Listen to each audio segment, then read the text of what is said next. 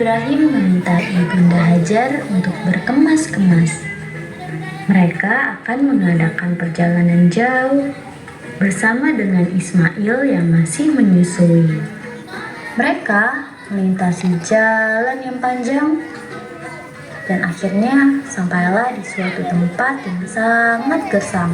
Di sana tidak ada pepohonan untuk berteduh, udaranya pun panas. Yang ada hanyalah hamparan pasir dan bukit-bukit berbatu. Nabi Ibrahim turun dari unta kendaraannya, lalu menurunkan istri dan anaknya tanpa berkata apa-apa. Beberapa saat kemudian, Nabi Ibrahim beranjak dan pergi meninggalkan keluarganya. Lalu Ibunda Hajar yang melihat keanehan ini langsung teriak dan memanggil, "Ibrahim, kau mau kemana? Kenapa kau tinggalkan kami sendirian di sini?"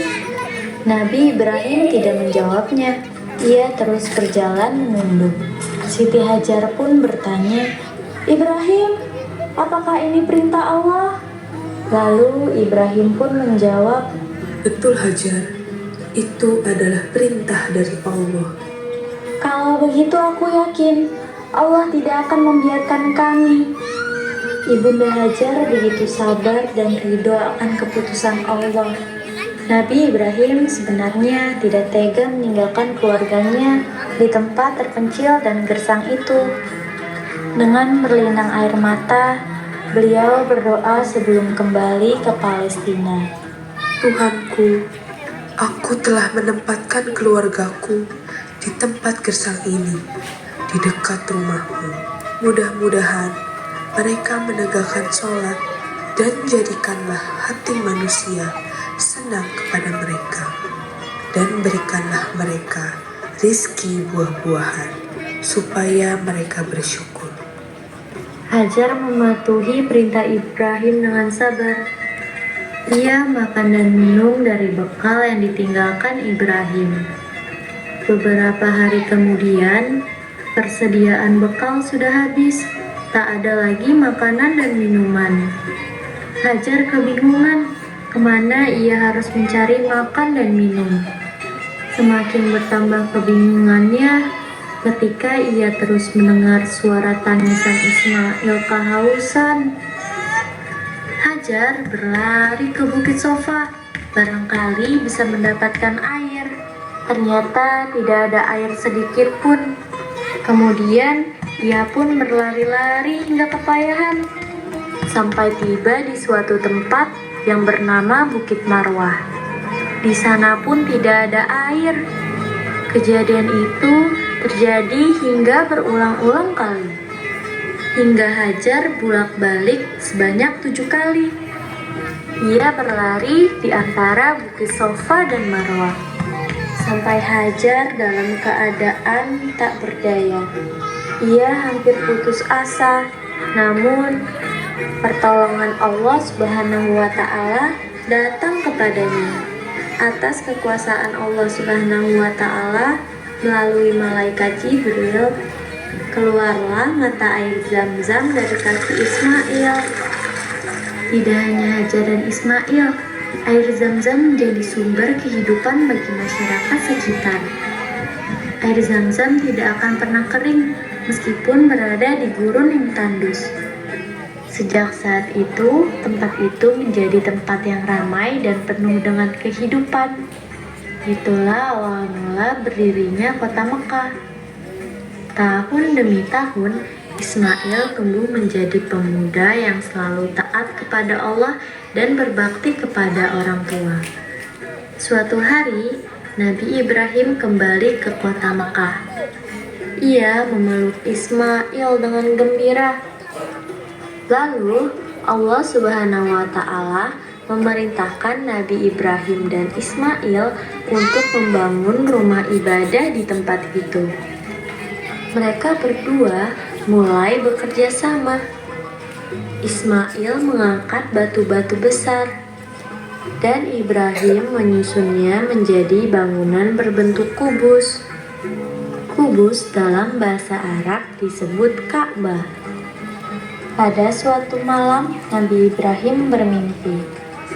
Dalam mimpinya, ia melihat dirinya menyembelih anaknya Ismail. Ibrahim yakin bahwa itu adalah tanda perintah dari Allah Subhanahu wa Ta'ala yang harus benar-benar dilaksanakan. Keesokan harinya, Nabi Ibrahim dengan rasa sakit dan berat hatinya menghampiri Ismail dan berkata, Wahai anakku, sesungguhnya aku bermimpi bahwa aku harus menyembelihmu. Maka pikirkanlah, apa pendapatmu? Nabi Ismail mendengarkan dengan hati yang tenang. Lalu ia menjawab dengan penuh keimanan dan keteguhan, Wahai ayahku, kerjakanlah apa yang diperintahkan oleh Allah. Insya Allah, kau akan mendapati aku termasuk orang yang sabar. Lalu berangkatlah Nabi Ibrahim dan Nabi Ismail ke tempat yang bernama Mina. Lalu datanglah iblis, musuh manusia yang paling jahat. Ia ingin menggoda mereka agar tidak melaksanakan perintah Allah. Keterlaluan sekali kau Ibrahim. Ayah tidak punya perasaan. Anak sendiri mau disembelih.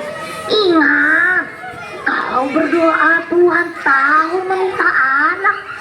Allah sudah memberimu anak yang soleh. Sekarang kau mau sembelih, ha?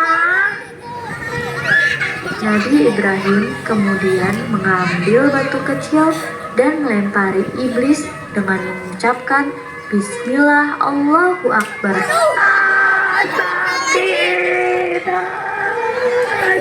Tempat-tempat di mana Nabi Ibrahim melempari iblis dikenal sebagai jamarat. Lalu Nabi Ibrahim menidurkan Ismail dengan posisi wajah menghadap ke tanah.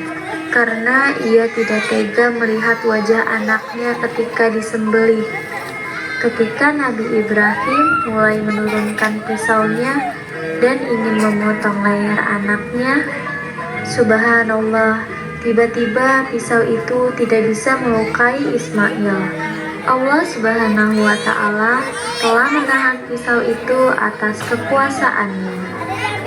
Kemudian turunlah malaikat Jibril dari langit. Dan di saat itu juga Allah menurunkan seekor domba yang gemuk dan besar dari surga. Malaikat Jibril berseru, Wahai Ibrahim, engkau telah membenarkan mimpimu. Sesungguhnya Allah telah menerima ketaatanmu. Sembelihlah domba ini sebagai pengganti Ismail. Dengan penuh rasa syukur, Nabi Ibrahim menyembelih domba itu. Allahu Akbar.